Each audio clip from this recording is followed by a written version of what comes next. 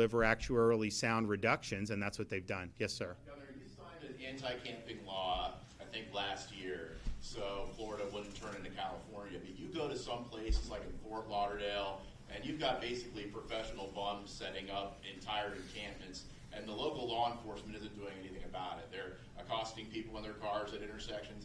Would you be willing to deploy the State Guard or National Guard to go into places where the law isn't being enforced? Well, I think the Attorney General is looking into accountability for some of those officials, and I'm certainly willing to use the authority I have to hold anybody account who's not following the law. You know, that law was groundbreaking at the time. Remember, this was a couple years ago, and what we said very simply is you're not going to be able to use public streets and public parks because it creates a blight on communities. Honestly, it's dangerous. It's not good for business. And so locals have a responsibility to make sure that those places are kept free of seeing that. Now, I do think in a lot of parts of Florida, that's been very positively received, and I think folks have followed the law.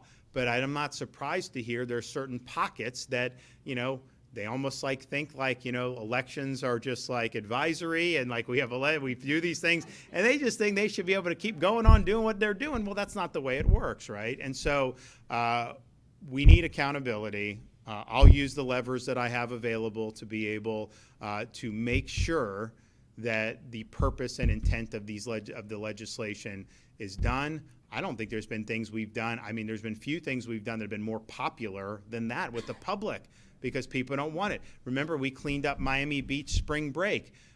People were gnashing their teeth when I sent in, highway patrol and all this stuff. It's just so. And then what happened? You have it orderly, and then now they don't even go really to Miami Beach like they used to because they know it's not a place the inmates can run the asylum. So we did that very well. People want order. They want clean and order. And I think you look no further than a place like San Francisco. When the Chinese dictator comes, you didn't see poop on the street then. They cleaned it. Everything was spick and span. The minute he leaves, it goes back and it looks like a third world country with that. So we don't want to see that in Florida. The legislation I signed was really strong, and we will do what we need to do to bring accountability, because I think quality of life is important.